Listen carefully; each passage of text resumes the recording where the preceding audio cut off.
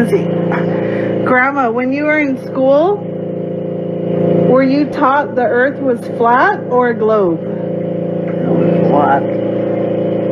It was flat, right? Yeah. It's not a globe. Crazy. Yeah. Right? Oh, that was good. You might need to pray for this boy I'm about to show you, because his family might not ever see him again. So Ethan Gould, a 19-year-old pilot, did something apparently nobody is supposed to do. Ethan, being the pilot that he is, wanted to be the first person to fly around the 7 continents solo. And what did he do? He flew. And he flew to Antarctica, and you already know what that meant, right? Ethan got locked up, and now they're holding him until they figure out what he was really doing flying in Antarctica. This is his Instagram page right here. And like I said, he wanted to fly to all 7 continents solo and be the first person to do that. But he also wanted to raise $1 million for cancer. This is what he took those trips for. So basically, they detained Ethan because he filed a false flight claim, saying that he was going one place, but he wound up in Antarctica. Ethan was in southern Chile. He left southern Chile, and then he said that his plane was having some sort of complications. And those complications led him into Antarctica. And you already know what happens after that, right? And we all know how they feel about Antarctica. Why is Antarctica so protected? Why can't you fly in Antarctica? What don't they want you to see that's behind that ice wall in Antarctica? Well, if you jump down that rabbit hole, you would definitely be able to see. And now, people might need to bring some awareness to this, because, like I said, his family might not ever see him again. If you know about Antarctica, you heard the claims. You heard about everything that goes on in Antarctica. And apparently, they're trying to protect it. Jump down that rabbit hole and find out what's going on with Ethan. I'm out. Genuine question for anybody who can answer this. So apparently, July 8th, 99% of the world's population will see daylight at the exact same time. This is the diagram right here that they are sharing, explaining how this is possible. So, with that, keep in mind where they're showing the sun is going to be hitting when 99% of the population will see the sun. Now look at this. This is a photo that NASA produced to the public and said that this is an image of Earth. Can you compare these two images and understand how the math ain't mathin'? Yeah, something's up here. So you might want to look into this a little bit. According to NASA's own image of the Earth, this is the only amount of sunlight that should be able to be seen by people at one time. So how is it that the light is hitting the other side of the Earth? A little confused. A teenage pilot has been detained by Chilean authorities after illegally flying to Antarctica, and I bet you know who he is. Pilot and social media star 19-year-old Ethan Gould has been on a journey to fly to all 7 continents in an effort to raise money for cancer research in his Cessna 182. He was inspired to embark on this journey after his cousin was diagnosed with cancer. He's an IFR-rated pilot with over 700 hours and has multiple Atlantic crossings. On Saturday, over 100 days into his journey, he found himself in Chile, conveniently close to the most difficult of the 7 continents to land in, Antarctica. He took off from Punta Arenas Airport early on the morning of the 28th and modified his flight plan, now heading directly south to the most remote continent. After the roughly 800-mile journey, he arrived at Teniente Marsh Airport on King Island, Antarctica, where his landing was caught on camera. Obviously, this wasn't the most wise decision, but the cause he's raising money for is noble, and it'd be pretty cool to be able to say you landed your personal Cessna in Antarctica at only 19 years old. So the first topic that the globe proponents will say is, you don't know how big that Pacific Ocean is. The Pacific Ocean takes up half of the globe, which it doesn't take up half the globe, but it takes up half the globe, and that's what makes this 99% of daylight possible. So we're going to bring this big ocean back here to the back, and we're going to put the Terminator line right here on California, okay? Because we want the United States. A lot of people live here, and we're looking for people, not land. So we're going to cut this off in California. Let's come over here and see what we got. So what we've ended up with is over half the population of China is in complete darkness. This has to be in daylight. Indonesia, way back here is Australia. It's all in complete darkness. Look at all this land that's in complete darkness. There's too many people here for this to work. So let's bring that Chinese population back on the Terminator line. Let's step back over here and see what we've got.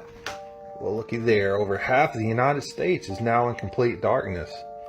To get 99% of the population, you've got to get more than that. Look how much of South America is in. There's a lot of people down here. You can't get 99% of the population in daylight on a globe. It does not work. So if you'd like to join us in the comments down below, give me your opinion on what I can do differently to make this work, because I've tried this. I've tried it with the axis of tilt pointed in a different direction, and that actually makes it even worse. So you have to point it like this, which is the way it's supposed to be for that time of year. But I can't find any place on this globe to where 99% of the population experiences some form of daylight all at the same time. It does not work.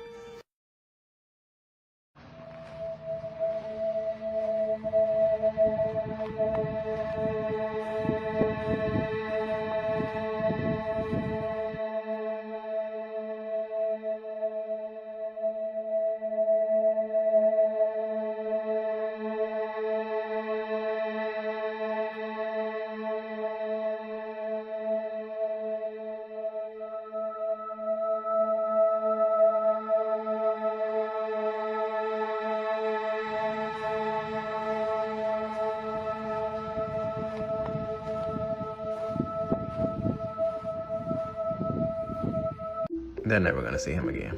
Like, when I say never, never. We ain't gonna never so much as see a social media post from this kid ever again.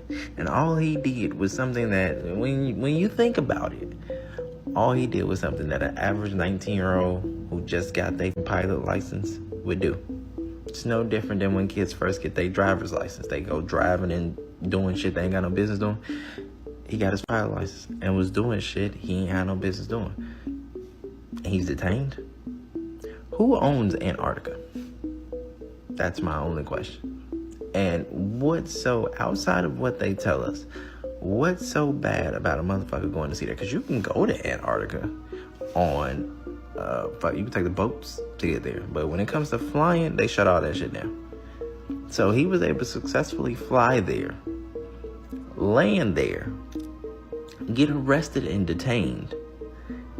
What military, first of all, if we can't fly there, how the military base there? What are they doing there? We can't go there. What are they doing there? Can somebody, anybody on that military base stitch, comment, let me know something? What y'all gonna say? Y'all ain't got access to social media? Not in today's age. That don't work, bucko. Long story short, we're never gonna see him again because he 9 times out of 10 saw some shit he was not supposed to see. Another globe killer. So every July 8th at 11:15 UTC time, 99% of the world population is experiencing sunlight. And about 70% of the globe is lit up on July 8th, every July 8th, at 11:15 UTC time. Now please tell me how that's possible on this cartoon ball right here. Someone please, no matter how you spin it, only 50% of this ball will be lit up at any given time. Globe killer, again. So let's all join together and make July 8th the day the globe died.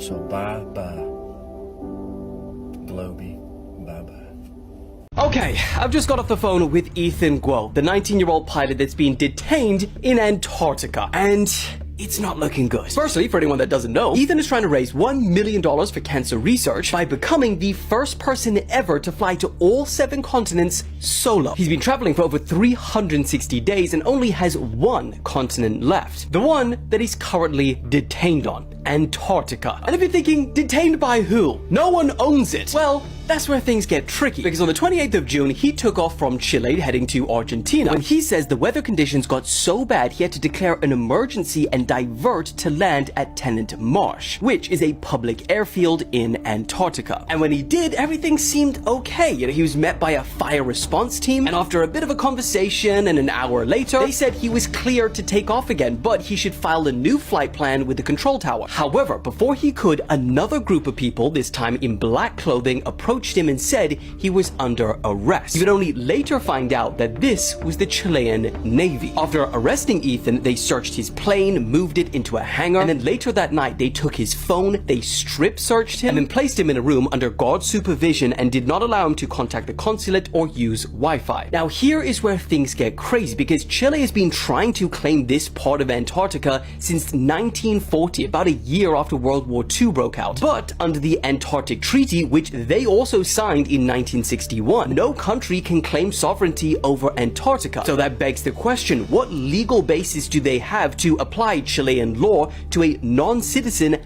outside of Chile? And that's not to mention that Ethan declared an emergency to land, which in the aviation world typically grants you immunity from laws and repercussions pending an investigation. From their perspective, they are saying that Ethan lied about the emergency, saying that his social media post about his goal trying to land on all 7 continents suggests evidence for intent rather than a real emergency. And now things have got real bad. He said that they've now placed a 90-day travel ban on him from leaving Chile while they investigate. Problem is though, he's not in Chile, and he can't even get there because he says that they won't allow him to fly the plane, and there's no boats or planes to get back there for months. He says he can't even leave the Navy barracks without someone having to go with him. So he's now stuck in Antarctica in peak winter, hoping that his legal team can somehow get him out. But at least he's got his phone back now, so I'll keep speaking with him and keep you guys updated as we know more. Every July the 8th, the spinning ball Earth gets destroyed.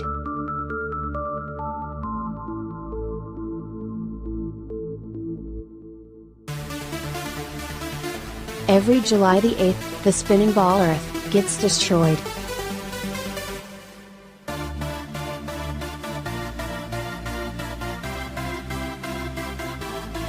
Every July the 8th, the spinning ball Earth gets destroyed. Okay, so there's a 19-year-old pilot who flew into Antarctica solo without permission on his Cessna plane, and he has since been caught and detained. Ethan Guo is 19. He set out on a mission May of 2024, flew out of Memphis. He wanted to go to all 7 continents, and he's been documenting his whole process. He has a huge IG following, and he's been doing a great job. He's gone to over 60 countries. However, he landed in Chile. He submitted flight information saying he was going to be flying over the city of Punta Arenas. Next thing you know, he lands in Antarctica, and the authorities are furious. They're like, you have no authority to be here, you don't have any permissions, any permits, and they have detained him. Now they're going to be sending him back over to Chile, where he'll be detained for another 90 days pending further investigation. But it causes people to wonder, because this man was doing a great job. All of this was for research purposes, because he has a cousin who has Hodgkin's lymphoma, so he wanted to raise cancer awareness and raise over $1 million to research for cancer. But once he landed in Antarctica, everything has come to a halt. But it makes people wonder, why is it so hard to go to Antarctica? And the fact that all countries don't agree on anything. This is the one continent that they all agree on, that nobody can access. Over 30 countries have bases there. Considerably, they say it's for research purposes, but no citizen can just go and take a flight to Antarctica. You can't take a boat there. You can't just visit there without permit from the country from which you're flying from. What do you guys think about that? A lot of people tend to think that there's something beyond the ice wall. A lot of people tend to think that there's something underneath the water, that they're hiding other lands. I don't know exactly what's what over there, but I do know that Antarctica is full of deep secrets and mysteries, and they are trying to keep everybody away. Similar to Area 51, similar to the Vatican, there are so much hidden truths all around those areas, and I really wonder what exactly is going on, because these countries are quite literally willing to take innocent lives and go to war for just about anything from oil to money. But when it comes to this one specific place, everybody is on the same page, and that really makes you wonder why. Every July the 8th, the spinning ball Earth concept gets destroyed. Look at the glober in the image below trying to make this work out on the globe. It's impossible. It's impossible for the sun to wrap around 3/4 of a ball. It only makes sense on the flat Earth. You cannot have the tip of South America lit by the sun at the same time the whole Asia and the far north of Russia and Canada and the United States are all lit by the sun. The globe is dead. It's time we ask NASA to reimburse taxpayers for all the money they have stolen since its creation. In 1958, so the 19-year-old that's been arrested for flying to Antarctica without permission, my question is, like, what was his plan all along? So if you haven't seen this story, Ethan is a 19-year-old who his plan was to fly to all 7 continents to help raise money for cancer. Also, his website has now been removed. So he's charged with filing a false flight plan and then entering a restricted area, because what he did was he left southern Chile and his flight plan only had him flying over this area right here. Well, his lawyers are claiming that he started having flight complications and just decided to fly to Antarctica. I mean, either way, at this point, it's mission accomplished, right? Because Antarctica was the only continent he had left. So my whole thing was, what was his original plan? Did he ever apply for permission to land in Antarctica? I mean, because come on, it's looking a little suspicious. You're having complications, so you just decide to fly across the ocean? So he's been charged with violating 2 articles of the country's aeronautical code, including one that could lead to short-term imprisonment. But because he left from Chile and then also landed at a Chile-operated station, he did not land in a neutral zone. Chile is the enforcement authority on this. Either way, he has become the first person to fly solo in a small aircraft to all 7 continents. Globe religion believers! As it gets closer to July 8th, the countdown narrows. We lined the NASA globe up. Then Google Earth. The differences create questions. Scientifically, the globe will never receive more than 50% sunlight at any time. When twilight is examined, pause to read. Twilight is the relation of the sun to the horizon, meaning the light within your field of view, not the light of half a globe. Real example. Now, this gentleman, he made claims this was an accurate program, a scale model of the solar system. He kept moving the model around so we couldn't examine it. Luckily, this screenshot was obtained. Lined up with the shadow of the map, you begin to see the issues. Time to flurfinate this! We can clearly see that the impossible's illumination does not match the map's example of illumination. With this evidence, the impossible is cooked. If you can't see the problem, you might be the problem. This program is not accurate, so don't make claims before you investigate. Oh, if you want to focus on population, we can do that also.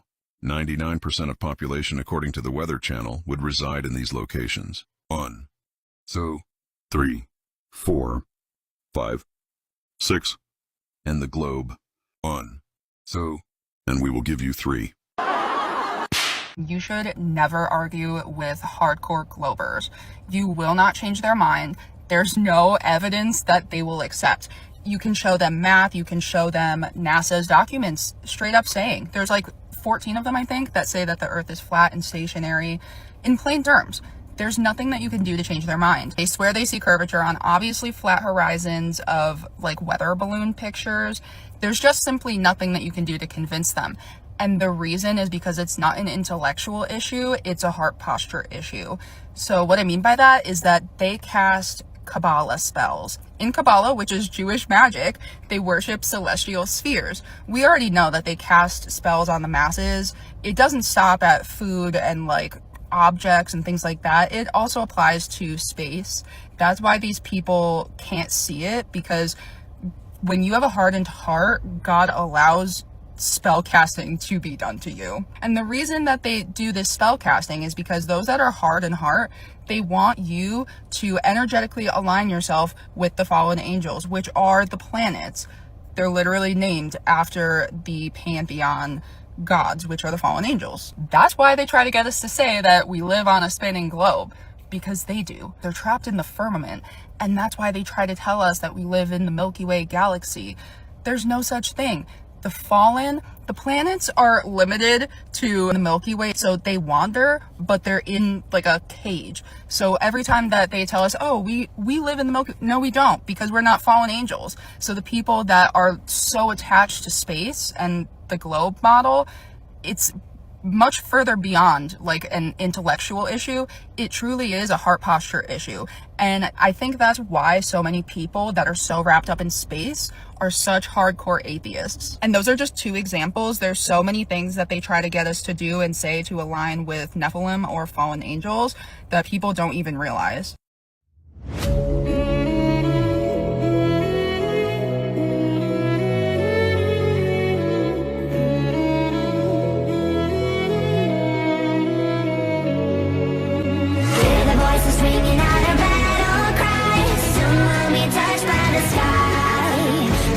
From the ashes we will never die. Can you feel the power of our battle cry?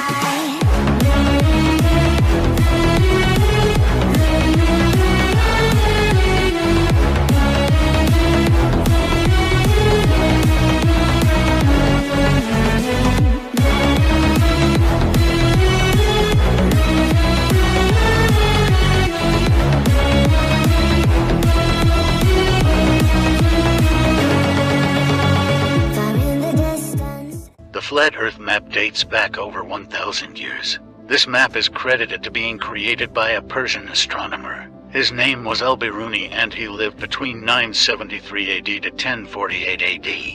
It's the official map of the United Nations and also the United States Geological Survey. It used to be present in many places before the creation of NASA and the Antarctic Treaty in 1959. Here you see it with Admiral Byrd. This map has been restored by Dmitry from Russia with suggestions of mine, Eddie Alenkar. Known by my YouTube channel Flat Earth Banjo, I asked Dmitry to include the Bermuda Triangle and Point Nemo, a place deep in the Pacific where NASA buries rockets. Then Robert Tozzi, a professional mapmaker, came along and enhanced the map even more. There are many people now selling this map online, but if you could order it from my online store, I would greatly appreciate it. Visit my online store now and order one of the items. I humbly thank you.